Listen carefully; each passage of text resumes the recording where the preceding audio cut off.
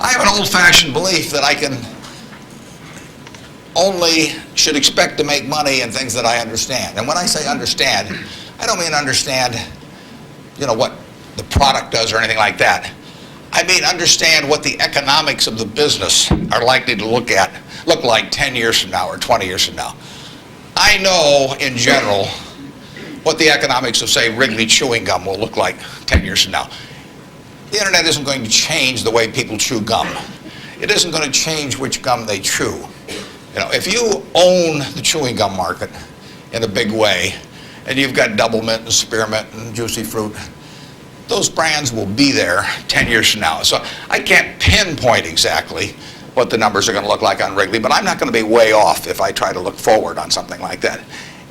Evaluating that company is within what I call my circle of competence. I understand what they do, I understand the economics of it, I understand the competitive aspects of the business. There can be all kinds of companies that have wonderful futures, but I don't know which ones they are. I've given talks in the past where I carry with me a 70-page, tightly printed list, and it shows 2,000 auto companies. Now, if at the start of the 20th century, you had seen what the auto was going to do to this country, the impact it would have on the lives of then your children and grandchildren and so on. It transformed the American landscape. But of those 2,000 companies, 3 basically survive. And they haven't done that well many times.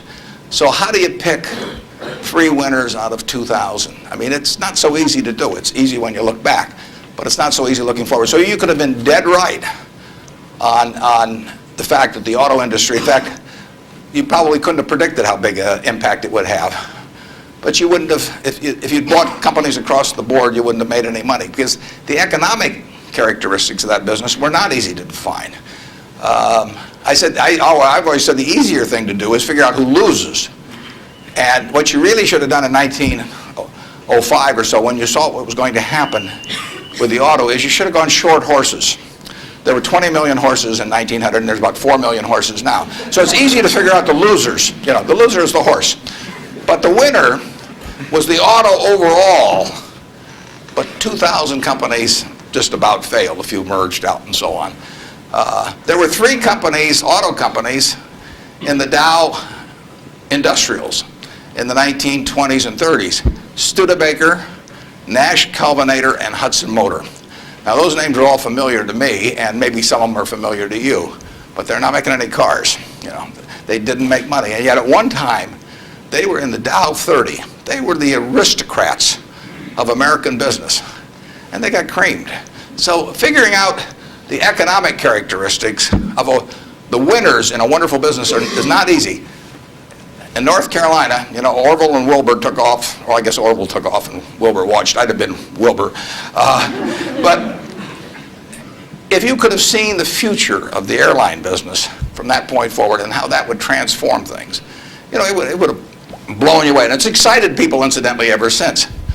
But if there had been a capitalist at Kitty Hawk, he should have shot Orville down. I mean, because it's done nothing but cost investors money. There were over 400 airplane companies in the 1920s and 30s alone. There was in Omaha. There was in Nebraska. We were the Silicon Valley, apparently, of aircraft.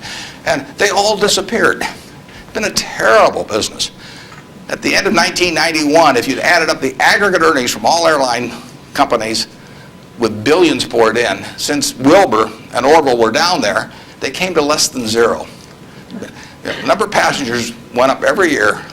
The importance of the industry was dramatically increased decade by decade, and nobody made any money. So figuring out the economic consequences. TV. I think there's, 20, 25 million sets a year sold in the United States. I don't think there's one of them made in the United States anymore. I mean, you'd say TV set manufacturer, what a wonderful business. I mean, everybody, nobody had a TV in 1950, or thereabouts, 45 to 50. Everybody has multiple sets now. Nobody in the United States has made any real money making the sets. They're all out of business. The Magnavoxes, the RCAs, all of those companies. Radio was the equivalent of the 20. Over 500 companies making radios in the 1920s. Again, I don't think there's a U.S. radio manufacturer at the present time. But Coca-Cola, you know, what was it, 1884 at Jacob's Pharmacy or whatever, the fellow comes up with something. A lot of copiers over the years, but now you've got a company that is selling roughly 1.1 billion 8-ounce servings of its product, not all Coke, Sprite, and some others, daily throughout the world 117 years later. So understanding the economic characteristics of a business is different than predicting the fact that an industry is going to do wonderfully.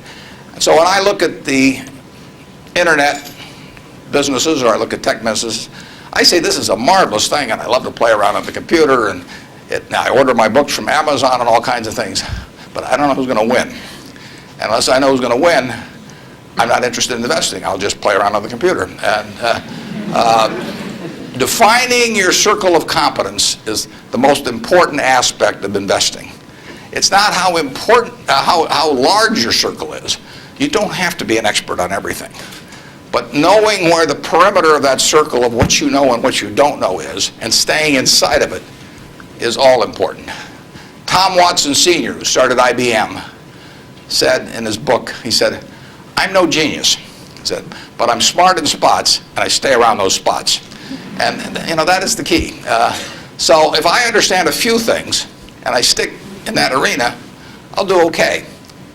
And if I don't understand something, but I get all excited about it because my neighbors are talking about it, and the stocks are going up and everything, I start fooling around someplace else, eventually I'll get creamed, and I should.